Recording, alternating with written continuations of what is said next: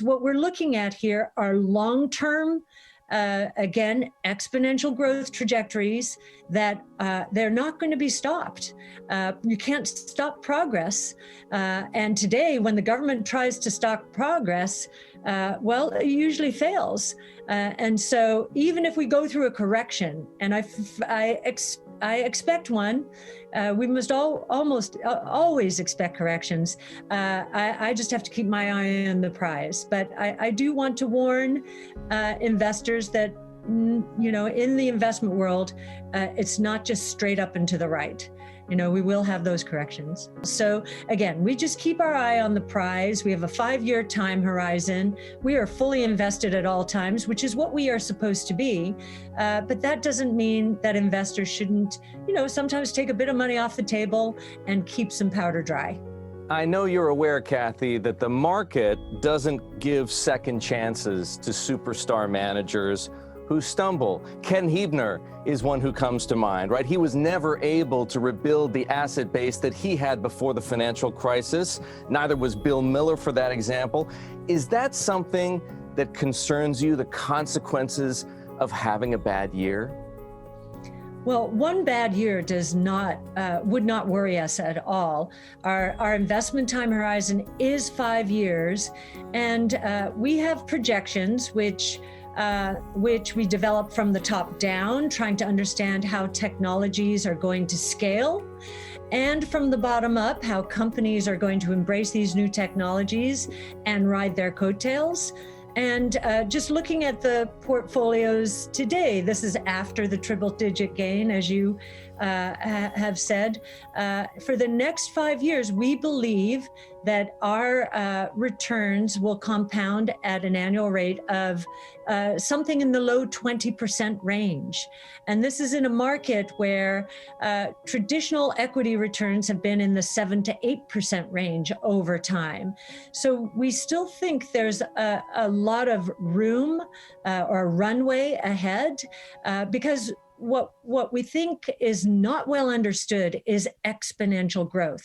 I think if we step back and look at Amazon in the early 2000s, I remember buying that stock, and many people derided that decision because the thought process back then is in the tech and telecom bust, which is, you know, the internet is a figment of Wall Street's imagination. What makes you think Amazon's ever going to make any money? And if you did at that time assume that Amazon's revenue growth would compound at a 20 to 30% rate for the next 20 years, you would have bought that stock all day long, even if you were using a dividend discount model, right?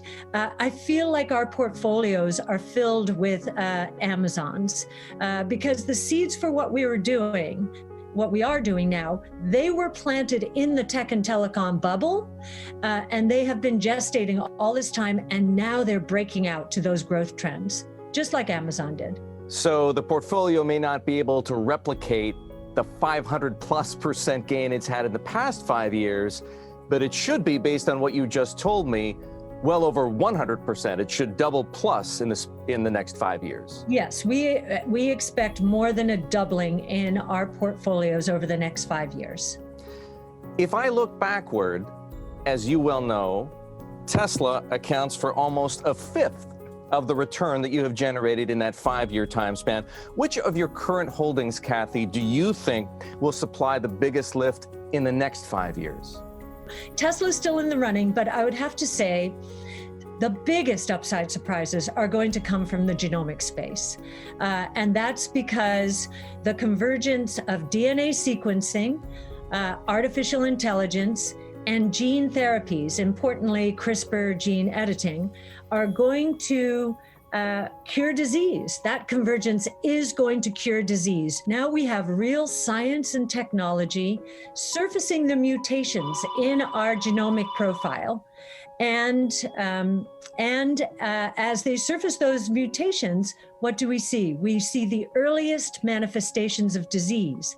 And now, with the combination of artificial intelligence and gene editing, we're able to both anticipate diseases and cure them potentially beta thalassemia, we're seeing it, sickle cell disease. We even think it will work in diabetes, which is where most, if you look at the largest category of spending year to year in healthcare, it's diabetes. Cathie, another surprise for me in your portfolio attribution is that almost none of your performance, just 20 points out of 600 points, is from Apple, Microsoft, Amazon, and Facebook, the four biggest contributors to the S&P 500 over the same period. What about them doesn't make the grade for Cathie Wood and for Ark? Well, we're not saying they'll be bad stocks at all. In fact, they've been very good stocks. And they were a part of our portfolios in the early days. But as they were scaling into the trillion-dollar category, we believed that our research would be focused better on the next set of fangs. And I don't mean fangs meaning in the internet age. We actually think the next fangs are in the genomic age. And if you'll notice, our flagship portfolio, the largest exposure is healthcare for that reason. What would encourage us to move back into that ilk of stock is a continuation of what we're seeing now, so that some of our valuations become stretched beyond our minimum hurdle rate of return. So our minimum hurdle rate of return for any stock entering our portfolio is 15% at a compound annual rate over the next 5 years. So that's the doubling over 5 years.